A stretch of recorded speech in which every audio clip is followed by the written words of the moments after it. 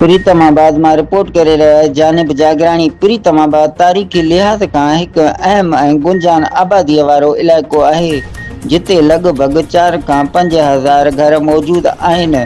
वडी आबादी हुजण बावजूद इलाको अज ताईं बुनियादी तैलीमी सहूलतुनि जी खोट के मुंहुं ॾेई रहियो आहे, जॾहिं त हितां जे रहवासियुनि हमेशा तैलीम के अवलियत ॾिनी आहे।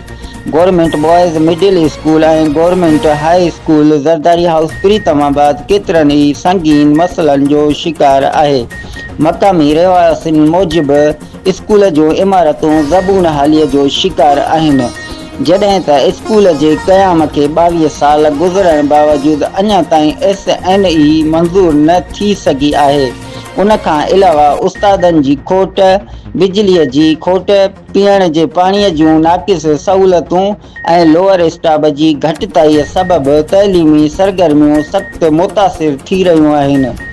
इलाइक़े वासियुनि सिंध हुकूमत, वज़ीर आला सिंध सैयद मुराद अली शाह, सूबाई वज़ीर तैलीम सैयद सरदार शाह, सेक्रेटरी तैलीम जाहिद अब्बासी, डायरेक्टर स्कूल्स रियाज़ अहमद उजण, पाकिस्तान पीपल्स पार्टी सिंध के अगवाननि हाजी अली हसन जरदारी और ज़िले सांगड़ के क़यादत का मुतालबो किया है त प्रीतमाबाद के तैलीमी इदारन की मसलन जो फौरी नोटिस वठी स्कूलन के इमारतन की मरम्मत